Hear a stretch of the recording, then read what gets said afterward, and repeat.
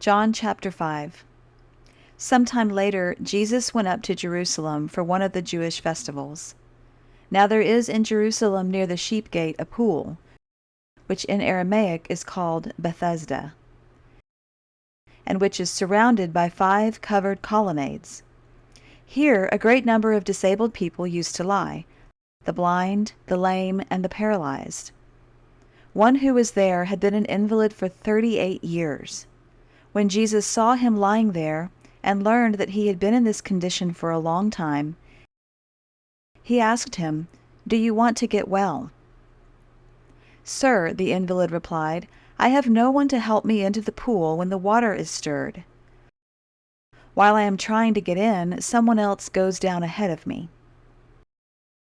Then Jesus said to him, "Get up, pick up your mat, and walk." At once the man was cured. He picked up his mat and walked. The day on which this took place was a Sabbath, and so the Jewish leaders said to the man who had been healed, "It is the Sabbath. The law forbids you to carry your mat."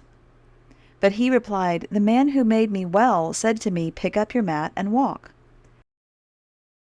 So they asked him, "Who is this fellow who told you to pick it up and walk?" The man who was healed had no idea who it was, for Jesus had slipped away into the crowd that was there. Later, Jesus found him at the temple and said to him, "See, you are well again. Stop sinning, or something worse may happen to you." The man went away and told the Jewish leaders that it was Jesus who had made him well.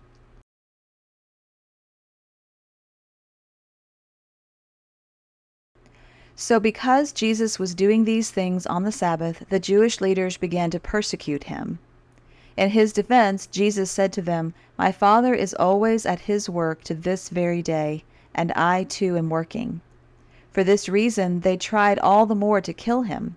Not only was he breaking the Sabbath, but he was even calling God his own Father, making himself equal with God. Jesus gave them this answer, "Very truly I tell you, the Son can do nothing by himself. He can do only what he sees his Father doing, because whatever the Father does, the Son also does. For the Father loves the Son, and shows him all he does. Yes, and he will show him even greater works than these, so that you will be amazed. For just as the Father raises the dead and gives them life, even so the Son gives life to whom he is pleased to give it. Moreover, the Father judges no one, but has entrusted all judgment to the Son, that all may honor the Son just as they honor the Father. Whoever does not honor the Son does not honor the Father who sent him. Very truly I tell you, whoever hears my word and believes him who sent me has eternal life, and will not be judged, but has crossed over from death to life. Very truly I tell you, a time is coming, and has now come, when the dead will hear the voice of the Son of God, and those who hear will live. For as the Father has life in himself, so he has granted the Son also to have life in himself, and he has given him authority to judge, because he is the Son of Man. Do not be amazed at this, for a time is coming when all who are in their graves will hear his voice and come out. Those who have done what is good will rise to live, and those who have done what is evil will rise to be condemned. By myself I can do nothing. I judge only as I hear, and my judgment is just, for I seek not to please myself, but him who sent me. If I testify about myself, my testimony is not true. There is another who testifies in my favor, and I know that his testimony about me is true. You have sent to John, and he has testified to the truth. Not that I accept human testimony, but I mention it that you may be saved.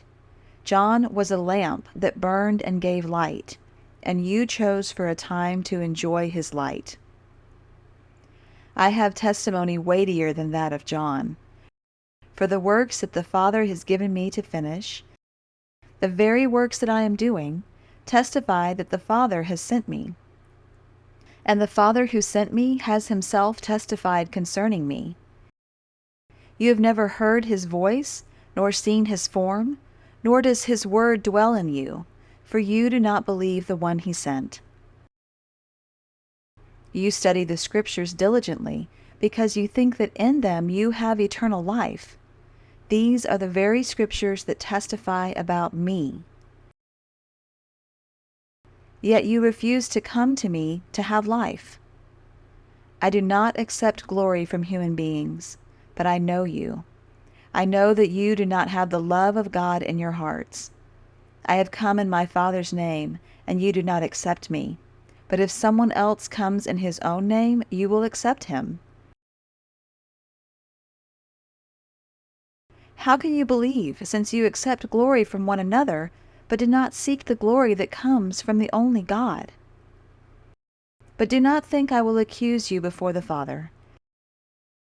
Your accuser is Moses, on whom your hopes are set.